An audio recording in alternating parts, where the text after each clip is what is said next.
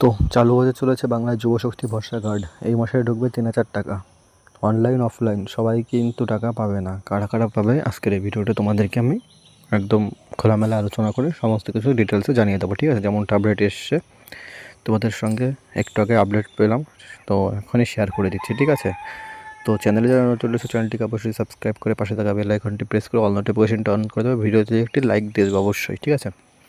তোমাদের খুব অল্প সময় ভিডিও করি, অন্যদের মতো 12-14 মিনিটের ভিডিও করি না, ঠিক আছে? 3-4 মিনিটের ভিডিও করি, 2-3 মিনিটের ইনফরমেশন খুব অল্প সময় দিয়ে দিই। তো যে কোনো আপডেট এসছে যুবশক্তি ভরসা কার্ড নিয়ে, তো তোমরা দেখতে পাচ্ছ আমার হাতে যে আমি এর আগে তোমাদের জানিয়েছিলাম, এটা কিন্তু কোনো ফর্ম না, ঠিক আছে? এটা কিন্তু কোনো ফর্ম না, এটা জাস্ট একটা ভোটের আগে যে যে মানে একটা প্রচারের জন্য আর কিছু, ঠিক আছে? বাংলা যুবশক্তি ভরসা কার্ড কবে থেকে চালু হতে চলেছে? আশা করা যায় 22শে জুনের আগেই কিন্তু বাংলায় যে যুবশক্তি ভরসা কার্ড সেটা কিন্তু চালু হয়ে যাবে। 22 তারিখে কী রয়েছে? 22 তারিখে রাজ্যের যে বাজেট, সে বাজেট কিন্তু ঘোষণা হতে চলেছে 22 তারিখ, ঠিক আছে? তোমাদেরকে জানিয়ে দিয়েছে 22 তারিখে ঘোষণা হতে চলেছে আমাদের রাজ্যের যে বাজেট। 22 তারিখের পর থেকে 22 তারিখের আগেই চালু হয়ে যেতে চলেছে। অর্থাৎ এই মাসের টাকা, এই মাসেরটা হয়তো যেরকম এর আগে এবার অন্নপূর্ণা ভাণ্ডারের টাকা, এই মাসের টাকা দুটো একসঙ্গে কিন্তু 3,000 টাকা প্রত্যেকের অ্যাকাউন্টে ঢুকেছে, সে আপডেটটা দিয়েছিলাম।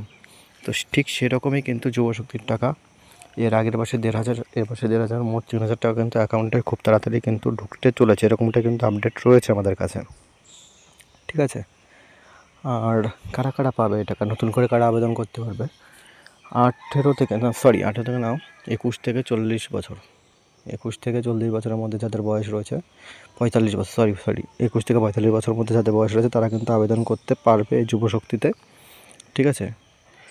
আর কারা কারা পাবে না, আর কী কী যোগ্যতা রয়েছে? অবশ্যই বেকার হতে হবে, আর ন্যূনতম মাধ্যমিক পাস কিন্তু অবশ্যই তোমাকে হতে হবে, মাধ্যমিক পাস হতে হবে। আর কোনো সরকারি বিশেষ একটা রয়েছে, যারা কোনো সরকারি প্রকল্প ইতিমধ্যে পান তারা কিন্তু এই প্রকল্পের আওতায় কিন্তু আসবে না, ঠিক আছে? আর অবশ্যই পশ্চিমবঙ্গের স্থায়ী বাসিন্দা হতে হবে, অবশ্যই বেকার হতে হবে। আর এমনটাই কিন্তু আপডেট রয়েছে, খুব শীঘ্রই কিন্তু ঘোষণা হতে চলে, 22 তারিখের আগেই কিন্তু ঘোষণা হয়ে যাবে এমনটাই কিন্তু জানা যাচ্ছে, ঠিক আছে? কারণ অন্নপূর্ণা ভাণ্ডার নিয়ে বেশ কিছু জল্পনা উঠে এসেছে, তো সেই ভেরিফিকেশনের মাধ্যমে কিন্তু এখনও কিন্তু ভেরিফিকেশন চলছে। যদি দেখা যায় ভেরিফিকেশন কমপ্লিট হয়ে যাওয়ার পর কোনো অসুবিধা নেই, তাহলে কিন্তু ওটাই কিন্তু যুবশক্তি কিন্তু যুবসাথী কিন্তু যুবশক্তিতে কনভার্ট হয়ে যাবে।